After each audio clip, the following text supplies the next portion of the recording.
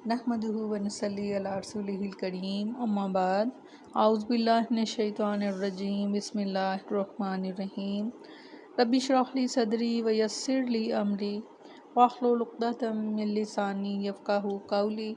अस्सलामु अलैकुम व रहमतुल्लाहि व बरकातुहू। कैसे हैं आप सब? इंशाअल्लाह खैर वाफ़ियत से होंगे। अल्लाह ताला आप सबको अपने हिफ़्ज़-ओ-मान में रखे, आमीन सुम्मा आमीन। बहुत खूबसूरत मौजू सीरत नबवी। कोशिश कीजिए कि इसको किस्त बार आप सुने ताकि आपको तरतीब के साथ हालात और वाक़यात के बारे में इल्म हो सके। आज एक बहुत ही अहम वाक़या शक सदर के बारे में आज हम बात करेंगे। इस तरह रसूलुल्लाह सल्लल्लाहु अलैहि वसल्लम मुद्दत रज़ात ख़त्म होने के बाद भी बनु साद ही में रहे, यहाँ तक कि वलादत के चौथे या पाँचवें साल शक सदर यानी सीना मुबारक चाक किए जाने का वाक़या पेश आया। इसकी तफसील हज़रत अनस रज़ियल्लाहु अन्हु से सही मुस्लिम में मरवी है कि रसूलुल्लाह सल्लल्लाहु अलैहि वसल्लम के पास हज़रत जिब्रील अलैहिस्सलाम तशरीफ़ लाए।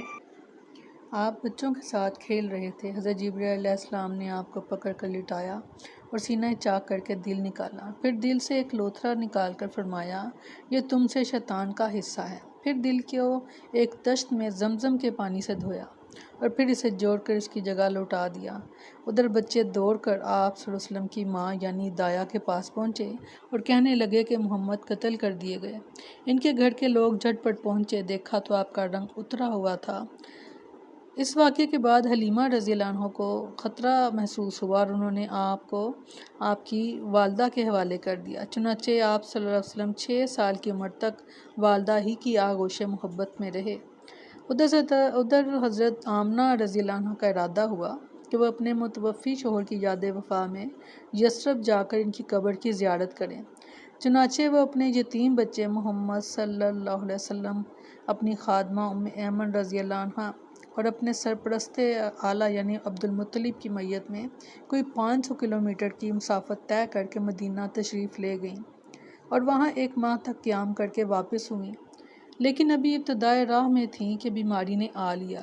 फिर जब बीमारी शिद्दत इख्तियार करती गई, यहाँ तक कि मक्का और मदीना के दरमियान मुकाम अबवा में पहुंचकर रहलत फरमा गईं।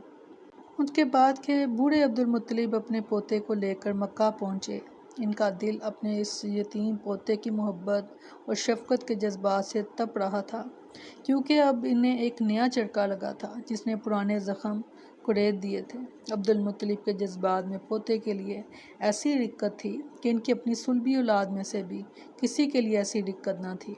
चुनाचे किस्मत ने आपको तन्हाई के जिस सहरा में ला खड़ा किया था, अब्दुल मुत्तलिब इसमें आपको तन्हा छोड़ने के लिए तैयार न थे, बल्कि आपको अपनी औलाद से भी बढ़कर चाहते और बड़ों की तरह इनका एहतराम करते थे। इब्ने हिशाम का बयान है कि अब्दुल मुत्तलिब के लिए खाना काबा के साए में फ़र्श बिछाया जाता। इनके सारे लड़के फ़र्श के इर्द गिर्द बैठ जाते। अब्दुल मुत्तलिब तशरीफ़ लाते तो फ़र्श पर बैठते। इनकी अज़मत के पेश नज़र इनका कोई लड़का फ़र्श पर न बैठता, लेकिन रसूलुल्लाह सल्लल्लाहु अलैहि वसल्लम तशरीफ़ लाते तो फ़र्श ही पर बैठ जाते। अभी आप कम उम्र बच्चे थे। आप सल्लल्लाहु अलैहि वसल्लम के चचा हज़रात आप सल्लल्लाहु अलैहि वसल्लम को पकड़ कर उतार देते, लेकिन जब अब्दुल मुत्तलिब इन्हें ऐसा करता देखते तो फरमाते, मेरे इस बेटे को छोड़ दो, बखुदा इसकी शान निराली है। फिर इन्हें अपने साथ अपने फ़र्श पर बिठा लेते, अपने हाथ से पीठ सहलाते और इनकी नकलो हरकत देख कर खुश होते। आपकी उम्र अभी 8 साल 2 महीने 10 दिन की हुई थी कि दादा अब्दुल मुत्तलिब का भी साया शफ़क़त उठ गया। इनका इंतकाल मक्का में हुआ और वह वफ़ात से पहले आप सल्लल्लाहु अलैहि वसल्लम के चचा अब्दुल मुत्तलिब को, जो कि आपके वालिद हज़रत अब्दुल्ला के सगे भाई थे, आपकी कफ़ालत की वसीयत कर गए थे। अबू तालिब ने अपने भतीजे का हक़ कफ़ालत बड़ी खूबी से अदा किया। आप सल्लल्लाहु अलैहि वसल्लम को अपनी औलाद में शामिल किया, बल्कि इनसे भी बढ़कर माना, मज़ीद अज़ाज़ व एहतराम से नवाजा। 40 साल से ज़्यादा अरसे तक क़ुव्वत पहुँचाई, अपनी हमायत का साया दराज रखा और आप सल्लल्लाहु अलैहि वसल्लम ही की बुनियाद पर दोस्ती और दुश्मनी की मज़ीद वजाहत जो है वो अपनी जगह आ रही है। रूए मुबारक से फैज़ान बाड़ा की तलब। इब्ने साकर ने जलहमा बिन अरफता से रवायत की है कि मैं मक्का आया, लोग कहत से दो चार थे। कुरैश ने कहा, अबू तालिब वादी कहत का शिकार है, बाल बच्चे काल की जद में हैं, चलिए बारिश की दुआ कीजिए। ابو طالب ایک بچہ ساتھ لے کر برآمد ہوئے۔ بچہ ابر آلود سورج معلوم ہوتا تھا، جس سے گھنا بادل ابھی ابھی چھٹا ہو۔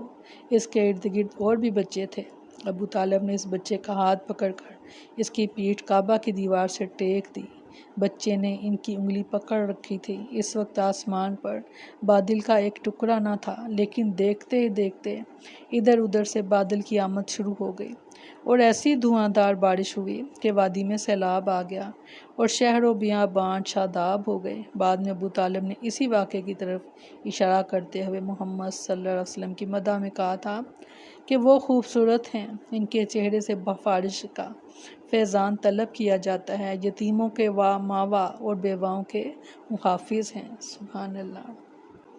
بعض روایات کے مطابق، جن کی اسنادی حیثیت وہ مشکوک ہے، جب آپ کی عمر 12 برس اور ایک تفصیلی قول کے مطابق 12 برس 2 مہینے 10 دن کی ہو گئی تو ابو طالب آپ صلی اللہ علیہ وسلم کو ساتھ لے کر تجارت کے لیے ملک شام کے سفر پر نکلے اور بصرہ پہنچے۔ بصرہ شام کا ایک مقام اور حوران کا مرکزی شہر ہے۔ اس وقت یہ جزیرۃ العرب کے لیے رومی مقبوضات کا دارالحکومت تھا۔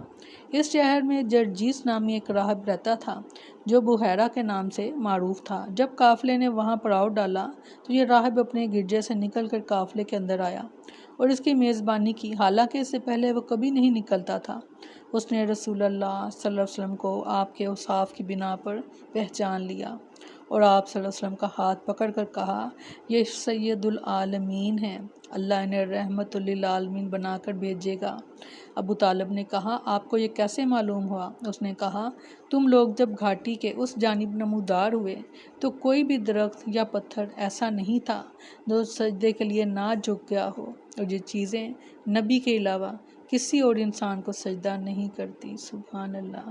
پھر میں انہیں مہر نبوت سے پہچانتا ہوں جو کندھے کے نیچے کڑی یعنی نرم ہڈی کے پاس سیب کی طرح ہیں۔ ہم انہیں اپنی کتابوں میں بھی پاتے ہیں۔ اس کے بعد بحیرہ راہب نے ابو طالب سے کہا کہ انہیں واپس کر دو، ملک شام نہ لے جاؤ کیونکہ یہود سے خطرہ ہے۔ اس پر ابو طالب نے